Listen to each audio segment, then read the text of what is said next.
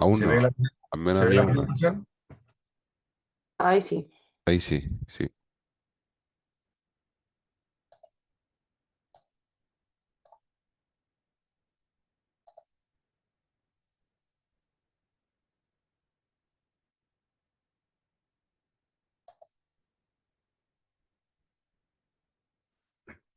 Ya, hoy día vamos a ver todo lo que tiene que ver con la patología venosa periférica, porque ya vimos en la clase anterior todo lo que era la patología arterial de isquemia, preferentemente de extremidades inferiores. Ahora vamos a ver la patología venosa, preferentemente de extremidades inferiores.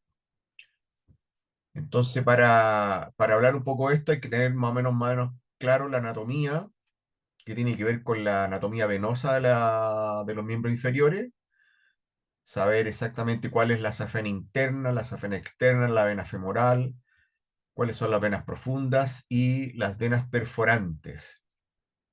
Las venas perforantes son aquellas venas que están distribuidas a todo lo largo de las extremidades y que comunican las venas superficiales con las venas profundas. Y otra alteración importante tiene que ver con las válvulas en las venas, que se llaman válvulas venosas, y que con el tiempo, con los años, pueden tener algún tipo de insuficiencia, en el sentido de que no cierran adecuadamente el paso del flujo venoso y van generando hipertensión venosa porque se va acumulando la sangre y eso provoca manifestaciones clínicas que se manifiestan como insuficiencias venosas crónicas y varices. Yo les mandé la clase recién, así que la pueden sacar ahí de la carpeta compartida para que después tengan los monitos. Ya, profe, muchas gracias. Entonces, la, la anatomía de las venas es súper variable de persona en persona, lo mismo que las venas en las extremidades superiores. La anatomía es muy variable, pero en general hay lo que está puesto ahí, que son las venas superficiales, que son las venas safena, la mayor y menor, la que se llama magna o parva. Después hay otras venas tributarias, están las venas interfaciales y las venas profundas.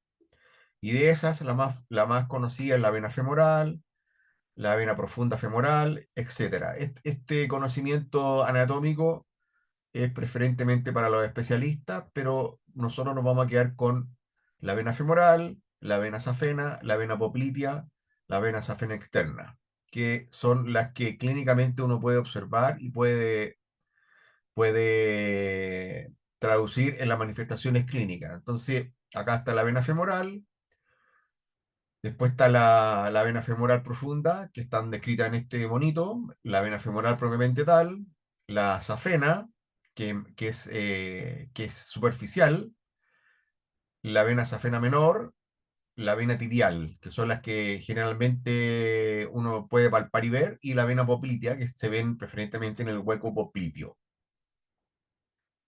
Un corte esquemático que muestra el sistema venoso superficial que se ve aquí, que está descrito como la gran vena safena, y las venas profundas que están en el interior de los compartimentos entre los músculos y que van junto con sus arterias. En amarillo el nervio y en azul las venas y en rojo las arterias. Y están los sistemas de venas que comunican este sistema profundo con el sistema superficial que se llaman las venas perforantes. Entonces, tenemos el sistema venoso superficial, que incluye la vena safena interna, que es la más larga y drena en la vena femoral, y la safena externa, que drena en la vena poplitea. Estas se localizan en el tejido celular subcutáneo, por lo tanto se pueden ver, y estas cuando están alteradas se pueden observar y palpar. Estas venas superficiales tienen mucho menos válvulas que las venas profundas. El sistema venoso profundo está compuesto por venas que acompañan a las arterias principales y están situadas entre los músculos, y estas sí que tienen abundantes válvulas. Son las que drenan la mayor parte del flujo sanguíneo de los miembros inferiores. Después están las venas perforantes que conectan ambos sistemas, permitiendo el paso unidireccional de sangre desde el superficial a lo profundo. Las válvulas venosas son estructuras semilunares, o sea, válvulas, que previenen el reflujo y mantienen el flujo sanguíneo hacia el corazón. A medida que van actuando estas válvulas, van fragmentando la sangre en columnas de sangre, con lo cual reducen la presión hidrostática de las venas distales y evitando así el daño a la pared venosa. Y lo que es muy importante, que ayuda a todo este sistema unidireccional de transmitir el flujo venoso hacia el corazón, es la bomba muscular, que son preferentemente la contracción de los músculos de las piernas, que van comprimiendo a las venas profundas, ya que están ubicadas entre los músculos, y con eso van impulsando la sangre hacia proximal. Eh, entonces, todo este sistema hace que sea todo esencial para el retorno venoso adecuado y va a depender también de la integridad valvular, porque las válvulas lo que hacen es que van fragmentando esta columna venosa y con lo cual hace que el retorno sea más controlado. Por eso que en los viajes largos en avión, a la gente que lleva mucho tiempo sentada se les dice que por favor se levanten, que hagan contracción de los músculos de las piernas, de los muslos, para evitar este aumento de la presión hidrostática en el sistema venoso. Entonces, de aquí en adelante, ahora en la clase vamos a ir viendo diferentes alteraciones que tienen que ver con las venas de extremidades inferiores y vamos a partir viendo lo que son los várices y la insuficiencia venosa crónica. ¿Qué son los várices? Son dilataciones venosas que son patológicas y están muy relacionadas con la insuficiencia valvular. La clínica de esto es que los pacientes presentan en las extremidades inferiores dolor, sensación de pesadez, edema, que se lo pueden palpar. Hay cambios cutáneos progresivos, desde pigmentación hasta diferentes tipos de dermatitis provocada por la éstasis venosa. Hay una clasificación que se llama la CEAP, que va de 0 a 6, que clasifica visualmente estas lesiones. Vamos a ver en las diapositivas que vienen cómo es. Y que está dado por la gravedad clínica de las lesiones. El diagnóstico obviamente es por el examen clínico, la anamnesis y el examen físico. Preferentemente se usa para ver si existe insuficiencia venosa crónica un ecodoppler, que es como el estándar. Es un ecodoppler venoso. Cuando uno pide uno de estos exámenes, se pide como ecodoppler venoso, preferentemente para estudiar venas, y también existe la ecografía Doppler arterial. El tratamiento de esta insuficiencia venosa crónica y varices son generalmente medidas conservadoras, medidas de compresión, cambio en el estilo de vida. Existen algunas opciones quirúrgicas que vamos a detallar más adelante, como la escleroterapia, la cirugía con ligadura o lo que se llama el stripping de venas y algunas técnicas endovasculares nuevas que están en boga y que se están utilizando con mayor frecuencia. Entonces, eh, repitiendo, los varices son dilataciones anómalas de las venas superficiales, generalmente de los miembros inferiores, causado por insuficiencia valvular, que puede ser primaria o secundaria.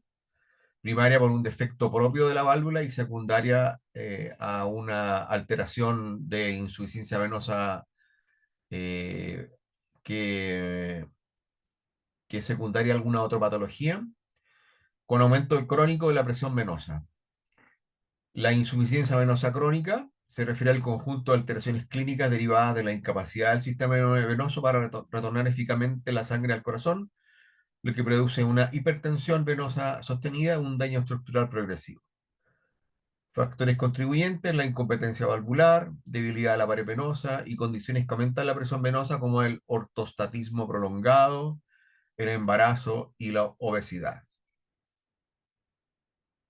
Típica imagen, ¿no es cierto?, de una extremidad inferior en que se pueden ver alteraciones tróficas de hiperpigmentación, se pierden los vellos, se ven las venas dilatadas eh, y cambios de coloración. Entonces, la clínica de esta insuficiencia venosa crónica son la pesadez, el dolor, el edema del tobillo, de la pierna, prurito, calambres nocturnos, sensación de calor. Con respecto a los signos físicos, hay dilatación venosa que es visible, edema palpable, hiper o hipopigmentación, dermatitis por estasis, lipodermatoesclerosis y ulceraciones en los estadios avanzados. Y acá está la clasificación que se llama SEAP, que categoriza la gravedad clínica desde la presencia de telangiectasias, que es la clasificación C1, hasta la úlcera venosa activa, que es la C6. Acá están las diferentes imágenes, desde el C1 al C6. El 1 son las telangiectasias o las que la gente conoce como arañas vasculares. Vena varicosa sería C2. Edema C3, está más hinchado el tobillo. Cambios cutáneos, hiperpigmentación C4. Úlceras que se ven ahí, úlceras que se cicatrizan rápidamente o úlceras activas. El diagnóstico entonces de esta patología es fundamentalmente clínico, con la observación de la extremidad, y se complementa con lo que ya dijimos anteriormente, que es con un ecodoppler venoso para evaluar el flujo, la competencia de las válvulas y descartar obstrucciones en el sistema venoso profundo. Ese examen hace todo esto. Te diagnostica, te informa exactamente cómo están las válvulas, las perforantes, el sistema superficial, obviamente, y el sistema profundo.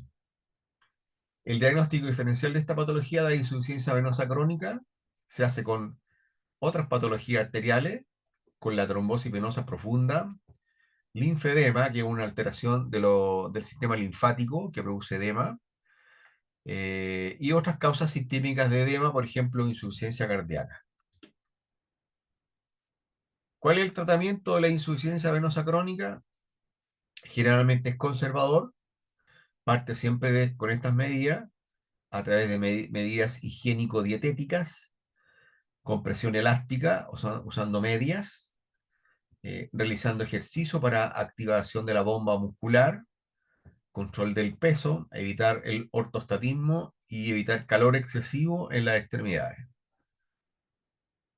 Con respecto al farmacológico, están los flebotónicos, que pueden ayudar de forma sintomática, pero su beneficio es bastante limitado.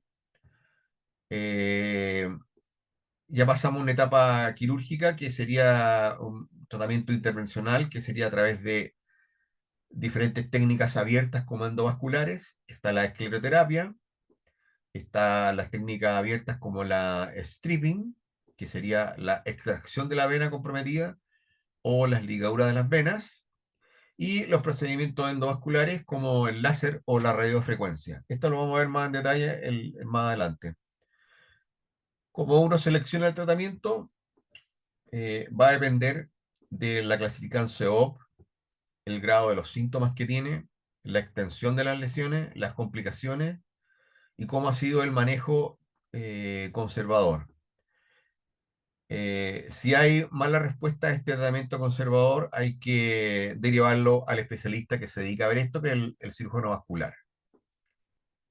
Con respecto al pronóstico y seguimiento, el tratamiento oportuno y el control de los factores de riesgo previenen la progresión hacia una insuficiencia venosa crónica grave y la complicación que deriva de esto, que son las úlceras o las tromboflebitis. Eh, por eso que hay que saber esto que acabamos de explicar, un poco la anatomía, la fisiología, el sistema venoso superficial profundo, las perforantes, y con esto uno puede abordar en forma integral y multidisciplinaria estas patologías. Un resumen de la clasificación SEA, desde 0, que no tiene nada, hasta el 6, que son una úlcera venosa activa.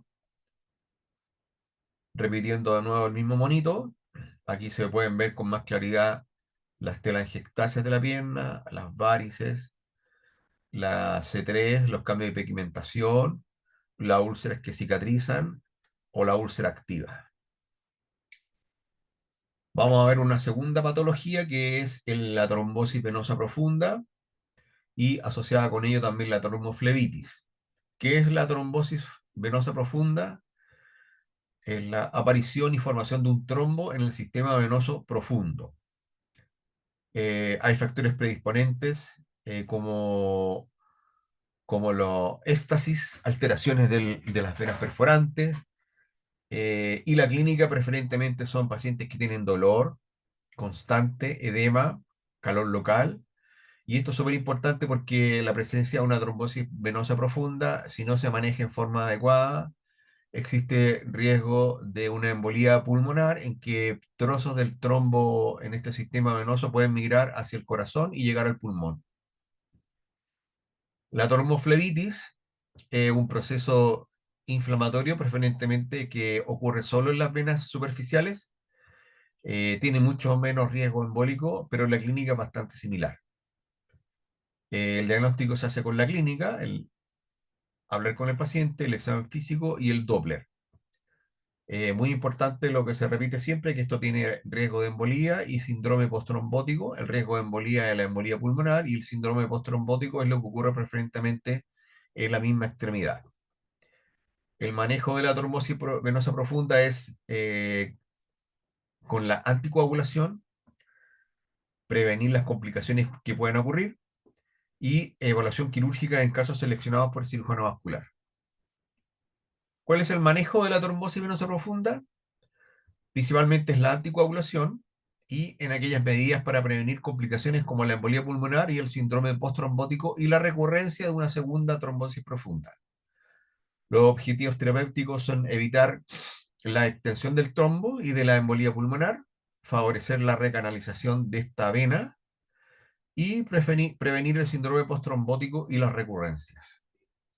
Es decir, existen tres fases en el manejo de la trombosis venosa profunda, en que el pilar fundamental es la anticoagulación. En la fase aguda, una vez establecido el diagnóstico, y esta fase es de entre 5 a 10 días, en que se utiliza heparina de bajo peso molecular. También se puede utilizar la heparina no fraccionada o la fondaparinux, que son unas drogas que se utilizan por especialistas de cirugía vascular. Esta es una indicación e inicio inmediato tras el diagnóstico, salvo que exista una contraindicación actual hemorrágica que impida el uso de la anticoagulación. Después viene la segunda fase, que es la fase de mantenimiento, que dura entre 3 y 6 meses. La anticoagulación que había sido dada por heparina de bajo peso molecular o bombas de infusión con heparina con infusión continua se cambia a anticoagulantes orales directos. Generalmente el que más se utiliza actualmente es el apixaban, rivaroxaban, que son las drogas más frecuentes que hay ahora. En algunos casos, los cirujanos vasculares van a agregar o van a administrar solamente antagonistas de la vitamina K, como el acenocumarol o la warfarina. La selección de qué fármaco, según el perfil del paciente, según antecedentes como cáncer, insuficiencia renal y riesgo hemorrágico. Y ahí el cirujano vascular va a decidir cuál de los que ya vimos aquí adelante es el que les va a dejar. La tercera fase, que se llama extendida y son 6 meses, los pacientes con una trombosis venosa profunda mínimo que se tratan durante 6 meses, eh, y la evaluación se hace con estudio de ecodoppler venoso para ver si se recanalizó el vaso o no. Si aún no se ha recanalizado el vaso después de los 6 meses, se mantiene esta terapia anticoagulante y es el cirujano vascular el que va a decidir si suspende el tratamiento cuando ha habido una buena respuesta o lo mantiene o va a requerir algún tratamiento endovascular o quirúrgico específico. Con respecto a las medidas de compresión, se recomienda su uso cuando hay trombosis venosa profunda para favorecer el retorno venoso. Se utilizan medias que deben tener una presión constante de entre 30 a 40 milímetros de mercurio, con lo cual reducen el edema y con ello disminuir la aparición del síndrome postrombótico. En general se emplean durante 2 años tras el episodio de la trombosis venosa profunda proximal si no existen contraindicaciones arteriales. Existen en el mercado medias con diferentes grados de presión. Eh, Estas son las que tienen la mayor presión, de 30 a 40, y que se utilizan para la trombosis venosa profunda.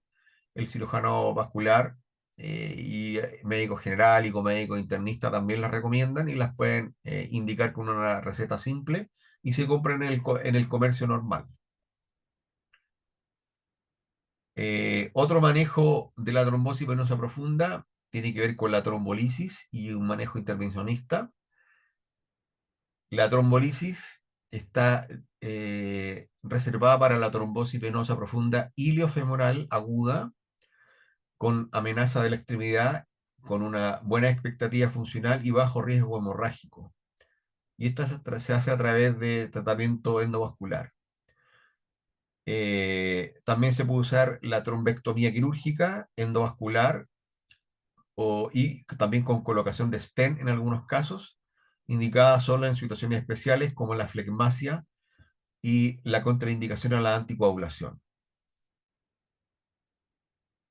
Se recomienda en todos estos pacientes con trombosis venosa profunda una movilización temprana, promover el movimiento tan pronto como sea posible, evitar la inmovilización prolongada para reducir el riesgo de trombosis y síndrome postrombótico. Si hay complicaciones, se debe manejar el síndrome postrombótico. Se tiene que hacer siempre un seguimiento para descubrir si aparece, mantener los ejercicios, la compresión. Y con respecto a la recurrencia, hay que estar reevaluando el tratamiento en estas 3 fases que vimos. Se pueden ir ajustando las drogas y se hacen estudios con eco venoso para ver si se va recanalizando el vaso o no. El seguimiento y la prevención secundaria se hace con el control de los factores de riesgo, reevaluación periódica de los síntomas y la función venosa. Se evalúa la estrategia de anticoagulación a largo plazo. Ahí el cirujano vascular, por ejemplo, cambia el uso de anticoagulantes como el rivaroxaban y los puede cambiar hacia el uso de warfarina o naraceноcumarol. El tratamiento siempre es muy individual, ¿sí? Y estableciendo, según ello, las características clínicas, la evaluación y la tolerancia a los anticoagulantes.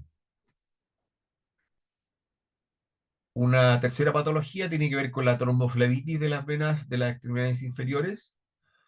Esto ocurre en las venas superficiales de las extremidades inferiores y generalmente es manejada con medidas conservadoras y sintomáticas, y en algunos casos seleccionados se usa anticoagulación.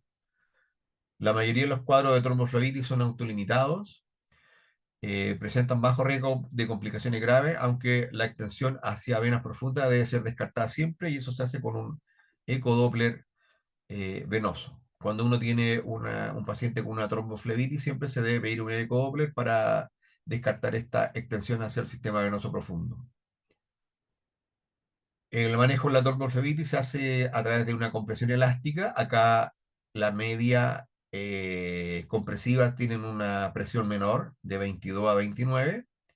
Con ello uno trata de disminuir el dolor, el edema y favorecer la resolución. Se le indica que deben elevar el miembro de la extremidad inferior varias veces durante el día. Con ello disminuye la incomodidad local y con ello disminuye el edema. Terapias de calor local muy suave, compresas tibias que alivian un poco el dolor y la inflamación. No aplicar guateros porque si no se van a quemar. Se utilizan antiinflamatorios de tipo no esteroidales como el ibuprofeno o similares para el control del dolor y la inflamación. Y siempre al paciente se le recomienda que se movilice usando las medias, mantener la deambulación y con ello evitar la inmovilización prolongada.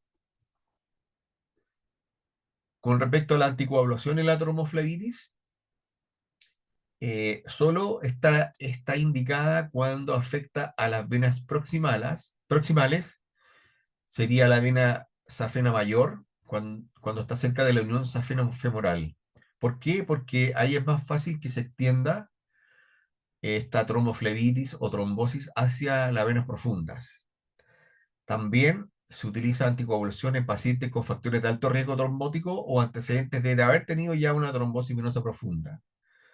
Y aquí se emplean heparinas de bajo peso molecular o anticoagulantes orales según la extensión y la comorbilidad. Bueno, esto lo indica el cirujano vascular, que es el que va a estar viendo este tipo de pacientes. ¿Qué casos de tromboflebitis tienen indicación quirúrgica?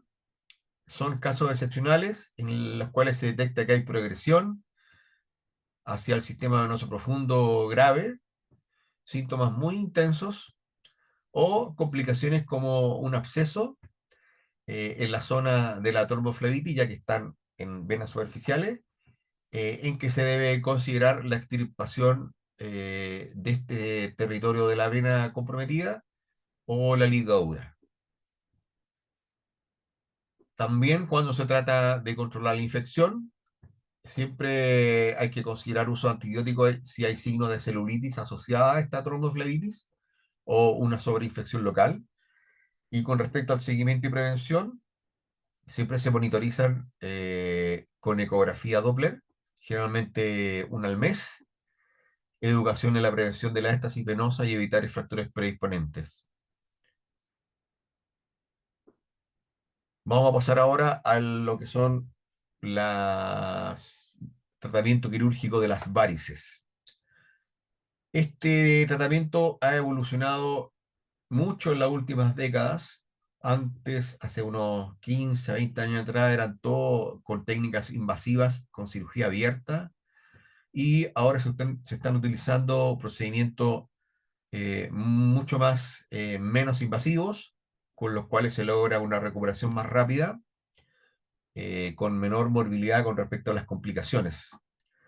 La selección de qué técnica utilizar depende del tipo de varices, de la anatomía venosa, los síntomas, comorbilidad y preferencias incluso a veces del paciente.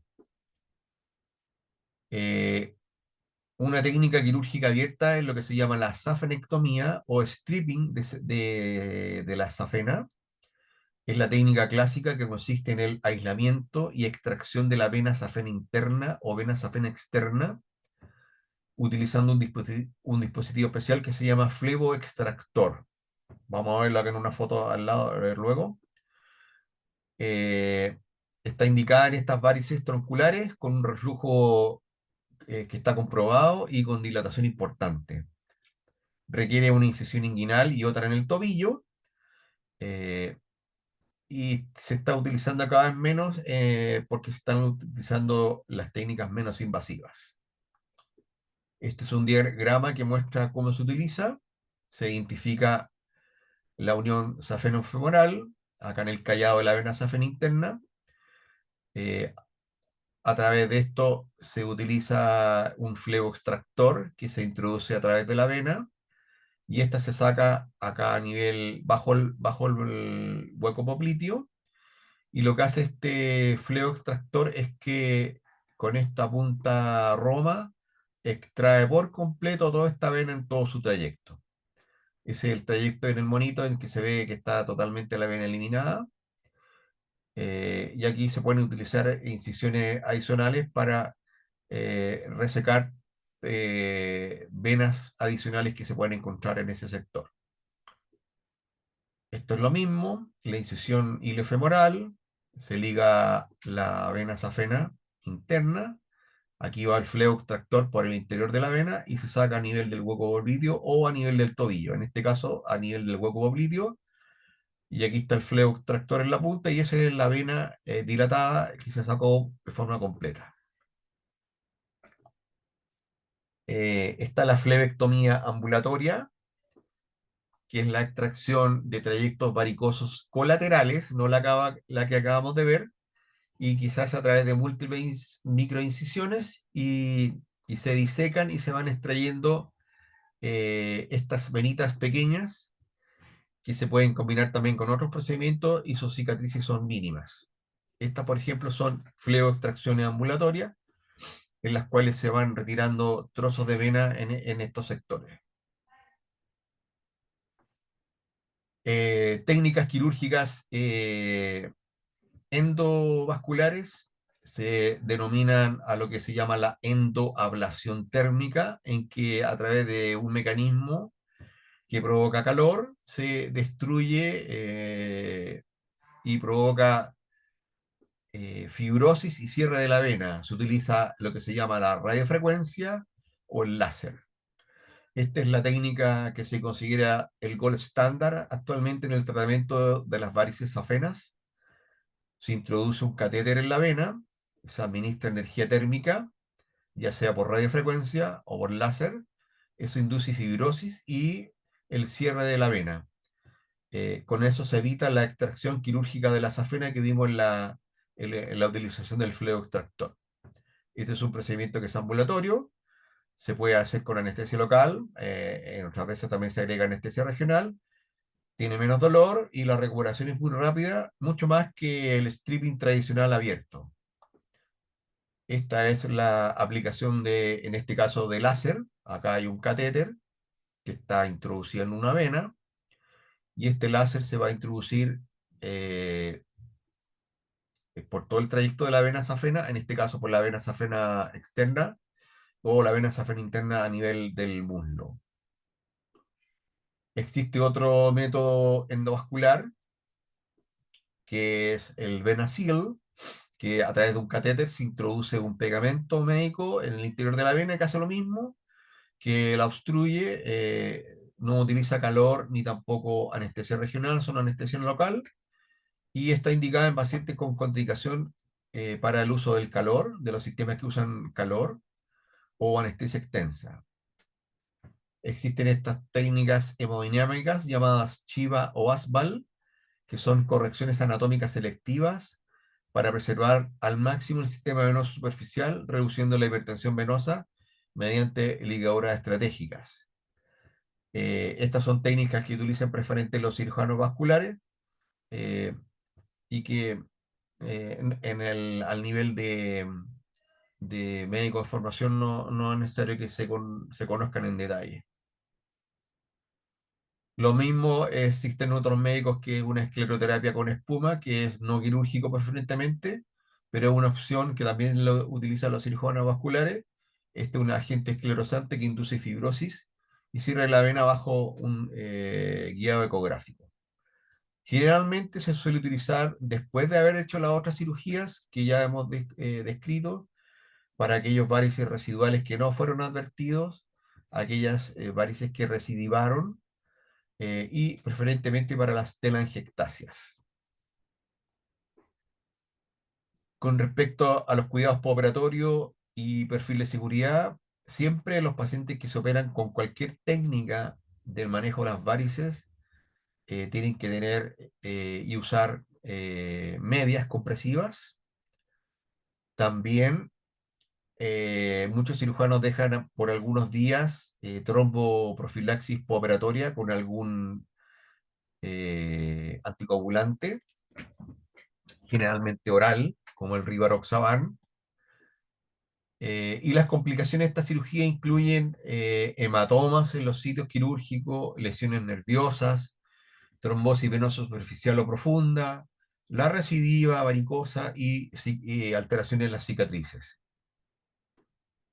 Vamos a ver ahora lo que son las úlceras de las piernas, úlceras que pueden ser venosas y que pueden ser arteriales. Las úlceras venosas son típicas en las regiones donde están los maleolos, están asociadas a insuficiencia venosa crónica, visualmente son irregulares, superficiales y con abundante exudado de fibrina preferentemente y líquido.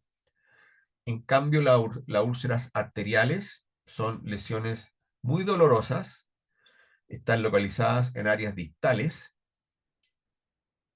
a nivel del tobillo, con bordes definidos y tienen escaso exudado, y están relacionadas con isquemia arterial.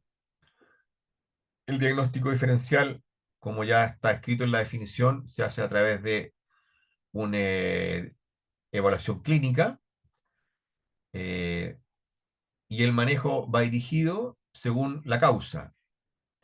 Si es por úlceras venosas, por medio de la compresión, y si es por la causa arterial, la revascularización. Vamos a ver en detalle un poco la úlcera en las piernas de origen venoso. Están provocadas por hipertensión venosa crónica, insuficiencia valvular y frecuentemente asociadas a insuficiencia venosa crónica. Localización preferentemente en la cara interna de la pierna, sobre todo en la región supramaleolar. La clínica de la úlcera venosa es que son bordes irregulares, un fondo húmedo, abundante exudado, están acompañados de edema, periúlcera y cambios cutáneos en que se ven como hiperpigmentación o una lipodermatoesclerosis. ¿Cuál es el manejo de estas úlceras venosas? Compresión elástica. Es la terapia de elección. Se utilizan medias elásticas o vendajes. Con eso se reduce el edema, mejora el reflujo y promueve la cicatrización de la úlcera. Eh, con respecto al cuidado local de herida, la limpieza tiene que ser hecha por enfermería o por el cirujano vascular o personal paramédico que esté adiestrado en el uso, en el manejo de estas lesiones. La limpieza tiene que ser suave. Se utilizan uso de apósitos hidrocoloides o hidrocelulares según el nivel de exudado. Evitar el uso innecesario de antibióticos tópicos. Si con respecto al manejo quirúrgico, estaría indicado cuando se tiene que hacer una reparación de la causa venosa subyacente. Ejemplo, una perforante que esté en relación directa con esta úlcera, o una safenectomía o ablación endovenosa, en los casos seleccionados o con úlcera recurrente, y eso lo indica el cirujano vascular.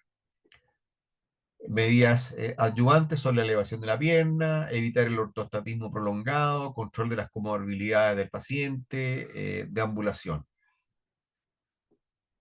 Vamos a ver ahora las úlceras de las piernas de origen arterial. La etiología es por isquemia, por obstrucción arterial periférica, debida a arteriosclerosis o trombosis. La localización son distales, preferentemente en el dorso del pie, en el talón, dedos y zonas de presión o trauma.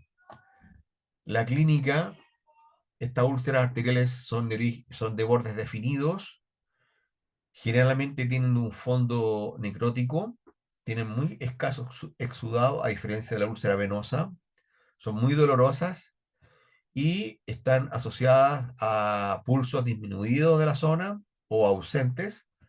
La piel y la extremidad está fría y hay palidez distal.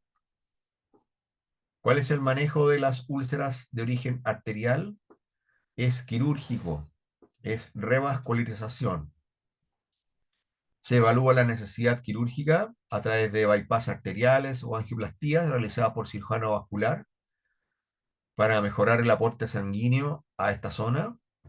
El cuidado local mientras espera la cirugía y se prepara para la cirugía es el desbridamiento del tejido necrótico, que puede ser quirúrgico o enzimático.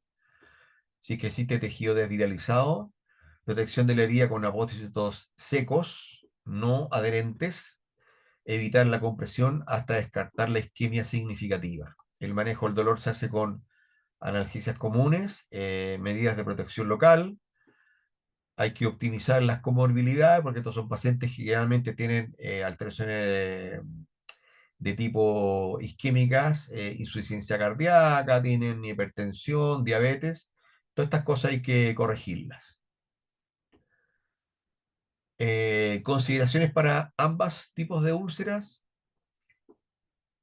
Se hacen evaluaciones adecuadas con el índice de tobillo-brazo, que lo vimos en la clase de patología arterial, para diferenciar si es origen venoso, arterial o mixto, antes de instaurar la compresión.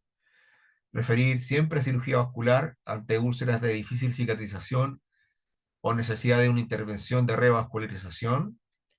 Educar al paciente sobre el autocuidado, el seguimiento y las medidas preventivas. Y este enfoque debe ser personalizado, multidisciplinario, en que tienen que ser vistos por cirujanos vasculares, enfermeras especializadas en el manejo de úlceras, para que exista haya y exista una indicación adecuada de cómo es la rehabilitación para estas cosas. Ya, vamos a hacer un stop de unos 5 minutos. Voy a dejar la presentación prendida. Son las 9:41. En 5 minutos nos vemos de nuevo, que pues esta es la última parte que nos queda. ¿De acuerdo? Vale, profe. Ya, profe. Ok.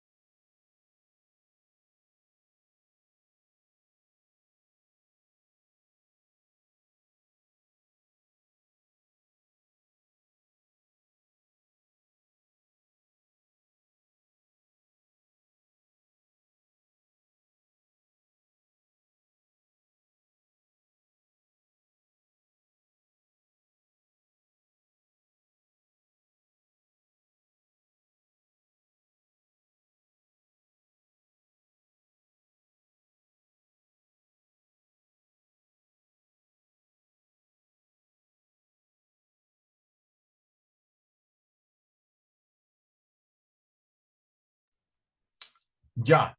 ¿Alguna pregunta sobre los temas que vimos antes? Varices, insuficiencia venosa crónica, úlceras venosas arteriales.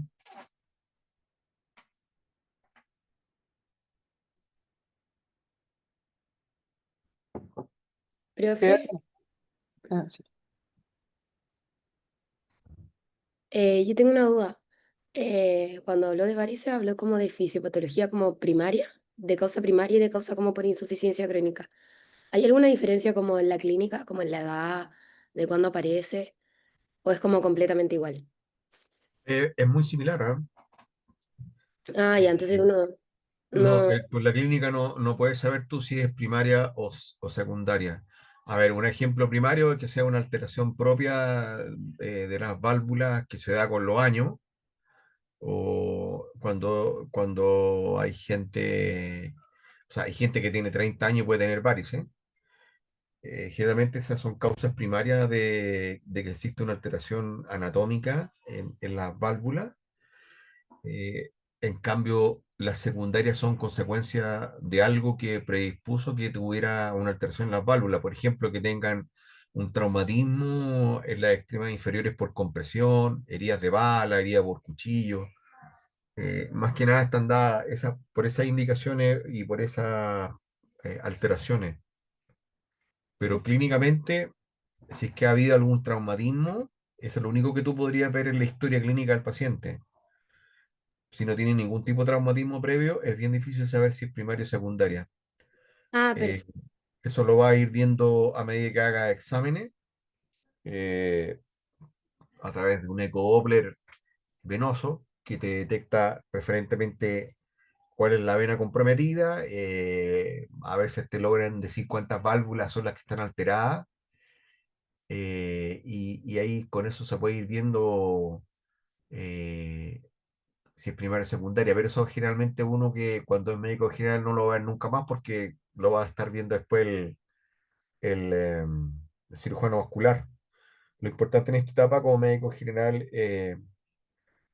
identificar claramente qué tipo de varices es, en qué etapa está del cero, de la etapa de la clasificación CEOP, del C1 al C6, derivar en forma oportuna, mientras se hace la derivación indicar las medidas conservadoras, el uso de compresión, ver los factores contribuyentes, eh, indicar algunos de estos flebotónicos que existen en el mercado, que tampoco tienen mucha utilidad, pero ayudan un poco, manejo del dolor, la deambulación precoz, si hay úlceras y están infectadas, hacer curaciones y derivar en forma oportuna al especialista porque este es re complejo y existen en los hospitales, por ejemplo, secciones especializadas en el manejo de la úlcera. Y en algunos centros ambulatorios del sistema público también, que están en las diferentes comunas y existen un grupo especial de médicos, enfermeras y TENS que se dedican al manejo de estos pacientes porque son cualquier cantidad de pacientes.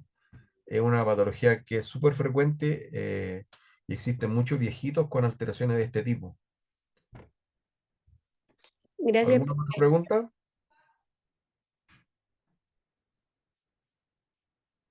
¿No? no, profe. No por mi Ya, parte. sí. Seguimos ahora con el gran tema, otro grupo de pacientes muy frecuentes en los pacientes hospitalizados. Lo que más ven los cirujanos vasculares son pacientes con pie diabético. Más o menos en los hospitales, en los pacientes a cargo de los cirujanos vasculares, el 70-80% son pacientes que tienen pie diabético y es una consulta muy frecuente a nivel de medicina general. Entonces el pie diabético es una complicación crónica de la misma diabetes mellitus. Están asociadas a infección, a ulceración, porque se produce destrucción de los tejidos profundos del pie. Hay anormalidades neurológicas, lo que se considera la neuropatía diabética. Y de todas maneras es una enfermedad vascular periférica de las extremidades inferiores y que tiene diversos grados.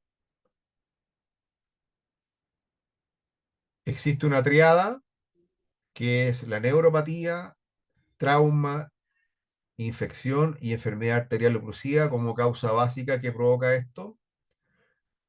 Estos pacientes tienen que tener una evaluación integral súper exhaustiva a través de la inspección de la extremidad, palpación de los pulsos, pruebas vasculares, valoración de la infección.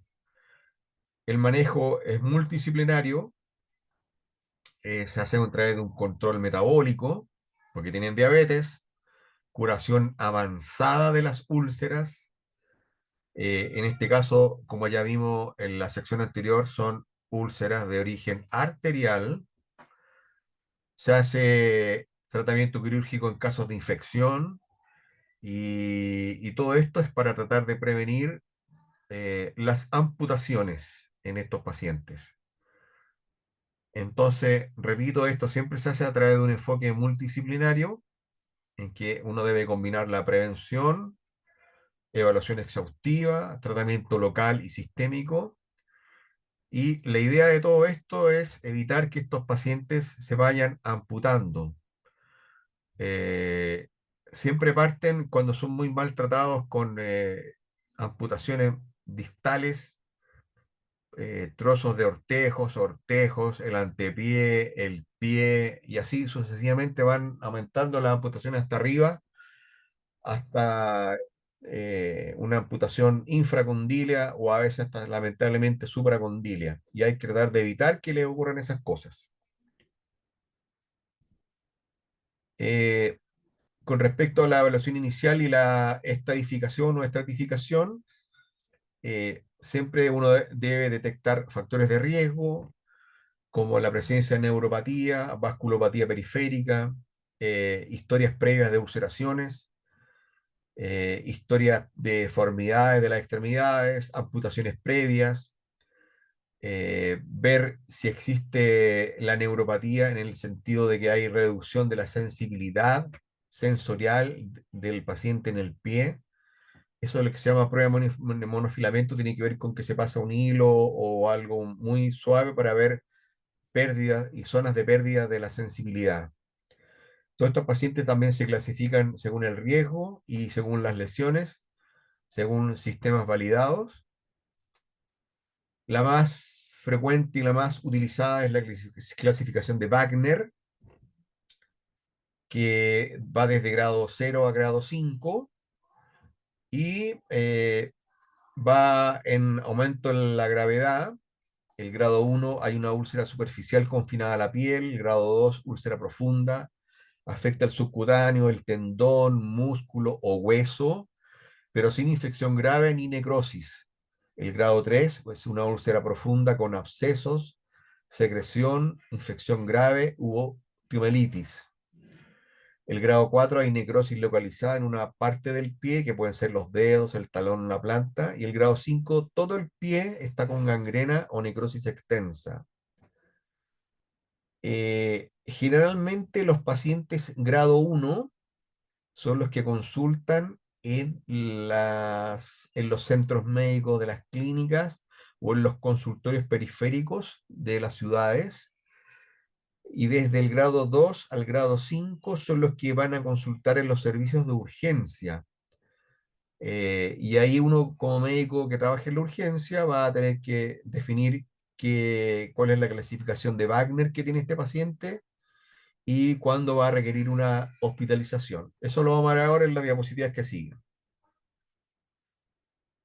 Un bonito explicativo, que es la explicación y la clasificación de Wagner, que va desde el 0 que no tiene nada hasta el grado 5, y van los diferentes grados que ya hemos explicado.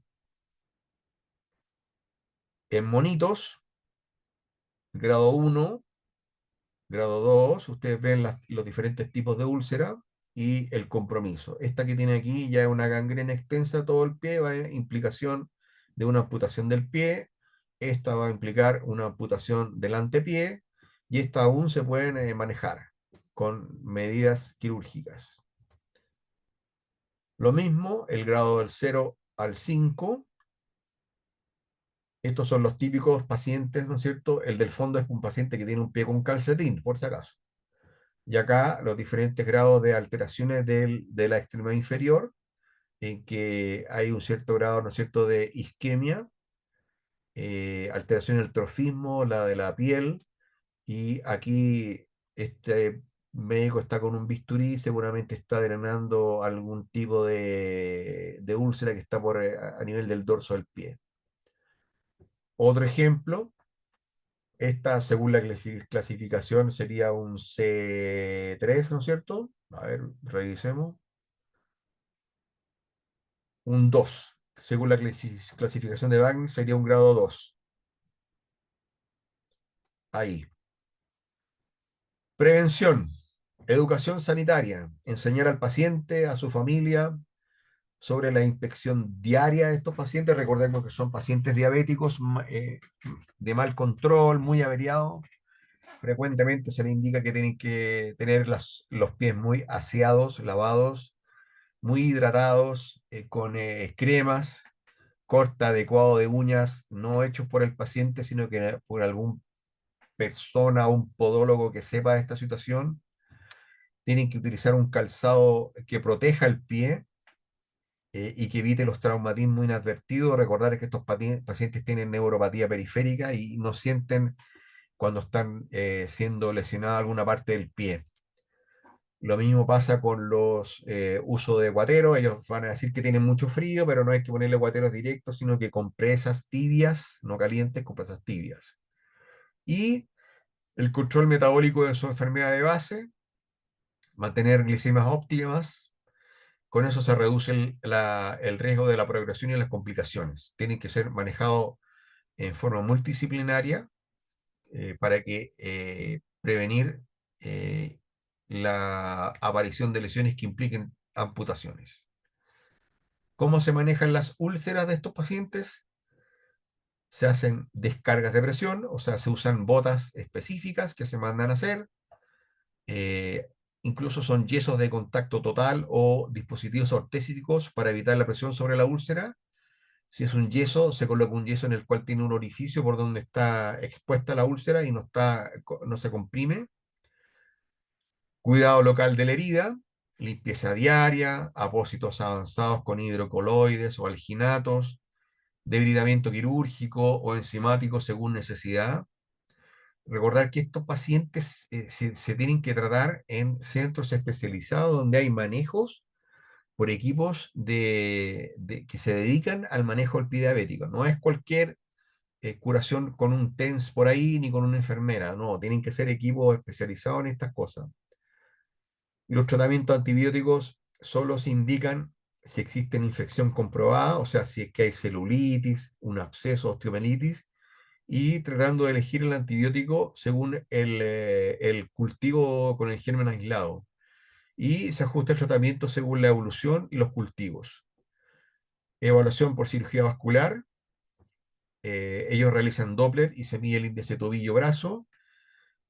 Si hay una isquemia significativa, ellos consideran, ¿no es cierto?, que exista una indicación de revascularización quirúrgica o técnica endovascular. ¿Cómo se manejan las complicaciones?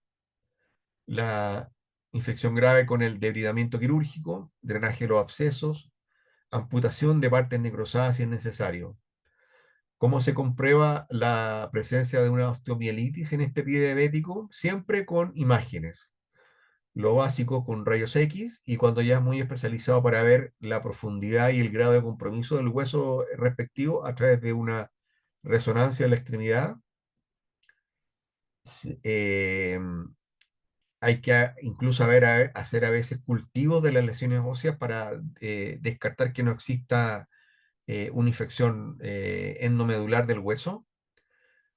Y el manejo de esto, de la osteomielitis, puede ser en médico con medidas conservadoras o quirúrgicos según la extensión. Lo quirúrgico significa obviamente amputación. La presencia de la artropatía de Charcot, que es una enfermedad degenerativa crónica y progresiva que afecta a las articulaciones periféricas como al pie y el tobillo. Esto se hace con inmovilización inmediata y derivación a especialistas.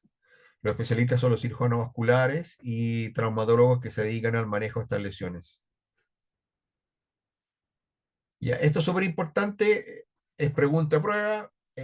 ¿Cuándo está indicada la hospitalización de un pie diabético? Porque esto les va a tocar a ustedes cuando estén haciendo trabajo como médico general en consultorio u hospitales por ahí.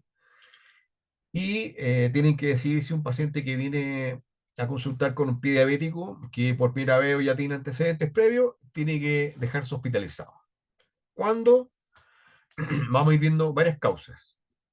Cuando existe una infección grave, evidente, exista alteración profunda de los tejidos, la fascia, el músculo, hueso y o la presencia de sepsis o gangrena. Estamos hablando desde la clasificación C4 en adelante. Cuando hay celulitis extensa de más de 2 centímetros desde el inicio, perdón, cuando tiene una extensión de más de 2 centímetros, o una úlcera que sobrepasa el tejido celular subcutáneo, con o sin isquemia asociada, presencia de osteomielitis certificada con algún examen radiológico, si existe evidencia clara de una gangrena isquémica en que están afectados los dedos, el pie o hay una extensión progresiva hacia proximal. Cuando el paciente necesite una intervención quirúrgica, ya sea urgente o diferida, la urgente para hacer aseo quirúrgico o para hacer amputaciones. Presencia de signos sistémicos de infección como fiebre, escalofríos, leucocitosis, alteraciones metabólicas, aunque sean leves por la respuesta atenuada que tienen estos pacientes diabéticos. Isquemia crítica son aquellos que tienen dolor en reposo, ausencia de pulsos, cambios cutáneos graves o claudicación severa. Y aquellos pacientes que tengan un soporte domiciliario que sea muy malo o que tengan la imposibilidad de asegurar un cumplimiento estricto de las curaciones y seguimiento necesario.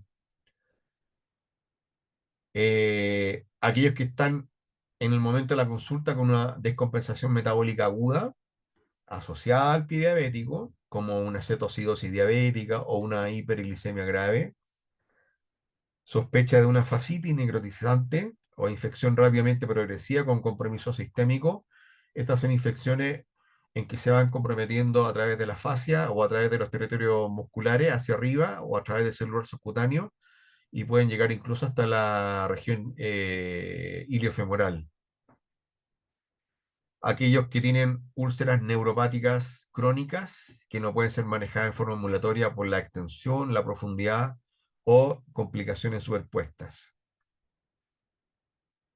¿Cómo se hace la evaluación de este paciente una vez que está hospitalizado? Todo paciente con diabetes y una úlcera activa debe ser evaluado por un equipo multidisciplinario, cirujano vascular, diabetólogo, enfermería especializada en el manejo de heridas. Y la gracia de esto es que las hospitalizaciones es una oportunidad para que este paciente sea abordado en forma multidisciplinaria, tenga un tratamiento eficaz, antibiótico sistémico, y que tenga un acceso a algún tipo de terapia quirúrgica o manejo avanzado de heridas. En esos casos hay que aprovechar esa hospitalización para estabilizarlo y para evaluar el grado de compromiso y tratar de educarlo a él y a su familia. ¿Cómo se hace el seguimiento y la derivación? Estos pacientes tienen que estar siendo revisados frecuentemente, citarlos rápidamente a controles en los consultorios o en los hospitales. Se hace en aquellos pacientes que son de bajo riesgo un seguimiento y control anual, en los que tienen un riesgo moderado cada 6 meses y en los que tienen alto riesgo cada 3 meses o incluso más frecuentemente.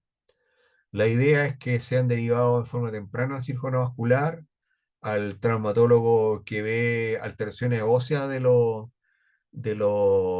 las extremidades inferiores, manejo de las uñas con podólogo, manejo de las curaciones con enfermera especializada, rehabilitación y control de los factores de riesgo en todos estos pacientes que son generalmente diabéticos maltratados. Estos pacientes, a medida que se van amputando, tienen que ser incluidos en programas de adaptación ortésica, de ambulación segura y prevención secundaria, apoyo con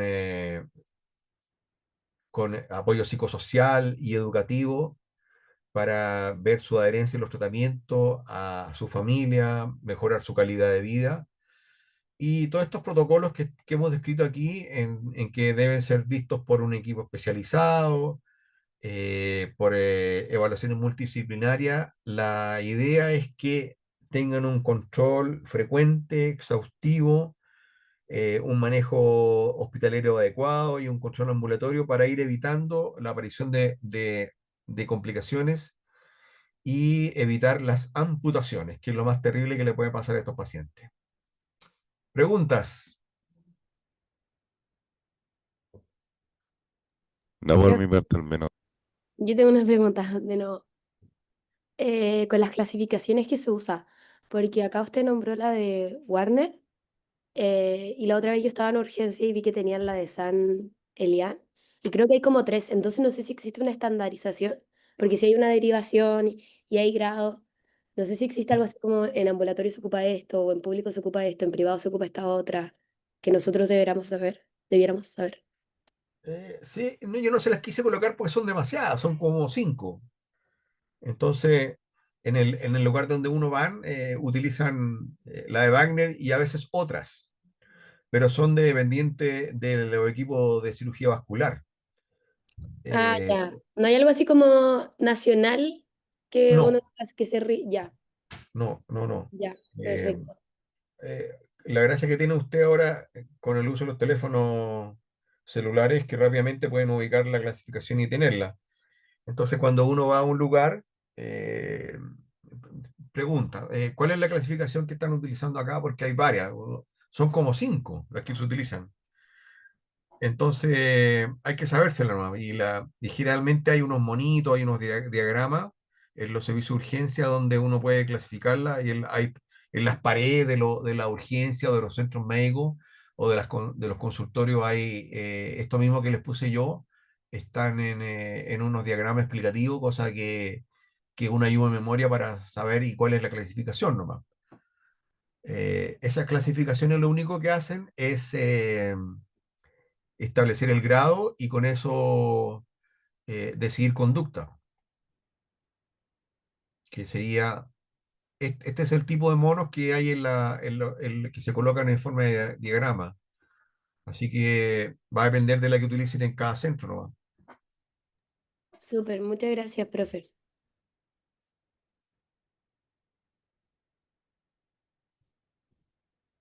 ¿Algo más? No, profe. No, Ya, el próximo jueves toca la clase de, no sé si se acuerdan ustedes.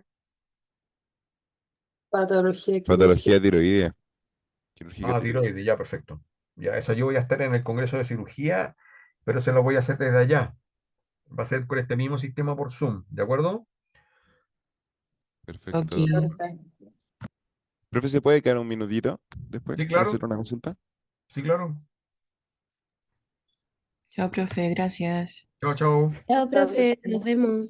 Ya, profe, muchas gracias. Te profe, gracias.